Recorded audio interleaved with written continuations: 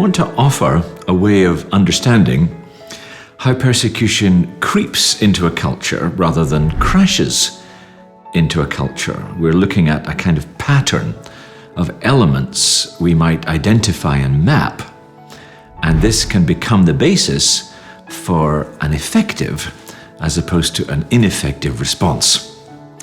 And so we're going to propose 7 elements to this. Perhaps they don't always appear as clearly as they might, but I first became aware of this on a visit to Auschwitz.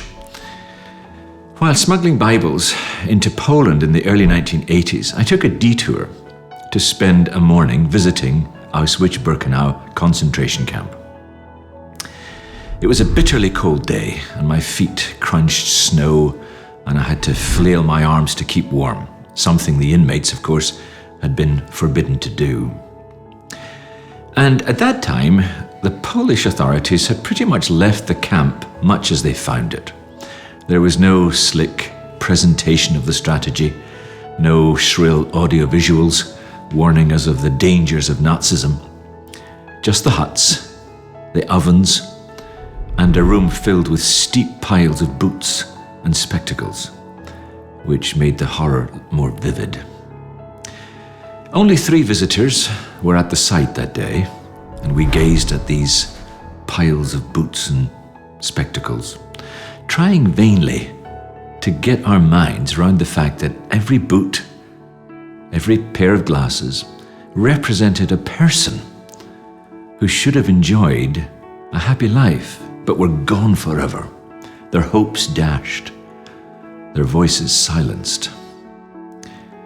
And I thought, how could anything so horrifying ever be allowed to happen?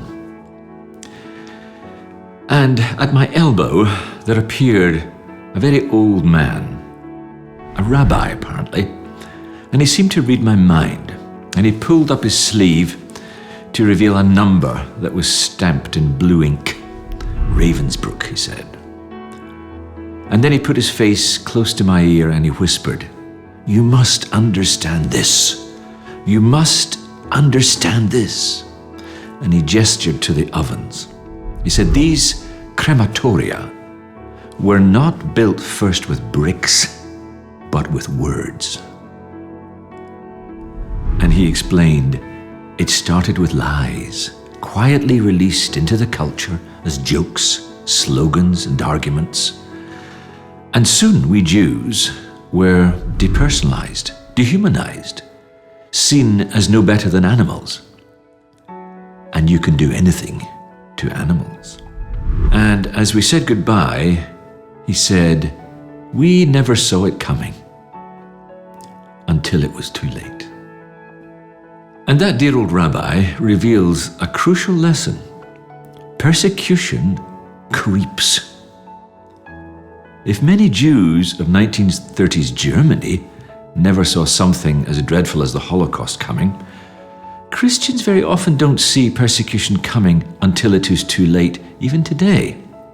We think that persecution will be recognizable. We think we'll see the signs, and that these signs will be obvious. We'll spot a kind of Hitler figure. We'll be alerted when millions are mobilized to marginalize us. Or we'll unmask a kind of ideology of hate that drives the persecution before it gets embedded into the culture. But in practice, persecution is hard, very often, to see coming. Even back then, the Hitler figure may stay in the background, or Hitler may not look like Hitler at first. I remember a German pastor I greatly respected once confided to me, said, "Until 1937, I kept a picture of Hitler on my study desk." He said Hitler made the trains run on time. He made the parks safe to walk in for women. He gave a shattered Germany some pride again as a nation. At first, hard as it may be to understand with the kind of apocalyptic hindsight we have today, many ordinary Germans did not see Hitler's diabolical side until he was well entrenched in power, and some not even then. To put it perhaps more biblically, antichrists are adept at masquerading as angels of light. We think we'll spot a crude ideology of hate, but in practice, the persecuting justification is often cloaked in a beguiling lie that's quite popular and appealing. In Nazi Germany, one of these successful lies was, why can't Germany just be run by Germans? In modern India, the lie is, we have to stop Muslims taking over our Hindu country. And even under slogans as apparently innocuous as, we have to make our country strong, or we have to make the world safe for our way of life, persecuting ideologies can take shelter and then arise to make the world suddenly unsafe for religious minorities. We may think we will be alerted by millions on the march shouting, "Death to Christians," but in reality, it doesn't take millions to create a climate of persecution. Often, it's a tiny elite who manipulate some hand-picked mobs, and they manufacture a chaos that boosts them into power. At the risk of melodrama, persecutors are clever, sinister figures, and in the words of Psalm 11, they shoot their arrows from the shadows. Few people vote for persecution knowingly. Persecutors gain power very often by spinning an elaborate deception, and only when the prey is caught in their web do they reveal their venom. So this creeping nature, very often, of persecution results in three historical facts about Christians in persecution that are rarely acknowledged. One is, rarely does persecution come the way we expect it. Another is, we often don't see it coming at all. And thirdly, when it comes, we might see that we are partially responsible for its appearance. It's this third realization that often cuts the deepest. The fact is, extremists who fuel persecution exploit a vacuum that is created for them. Edmund Burke once said, "Evil triumphs when good men do nothing." Extremists end up center stage very often because of a failure of the forces of moderation. Think back to Hitler again. He gained power because Germany was bankrupt, and the political moderates could not restore stability. In the German church, one of the great heroes of the Christian resistance was a man called Pastor Martin Niemöller. And he stirred up a huge controversy when, after the war, there was a declaration of the Evangelical Church of Germany, and he insisted on a clause being inserted into this declaration called "through us."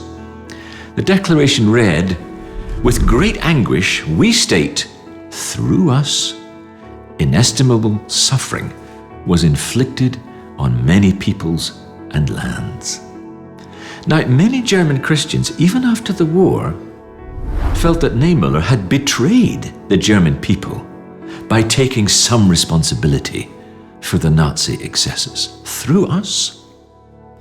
But I think his sensitivity stemmed from his own experience, and it's memorably put in this famous quotation.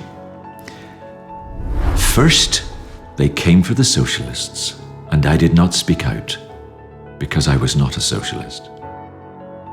Then they came for the trade unionists, and I did not speak out, because I was not a trade unionist.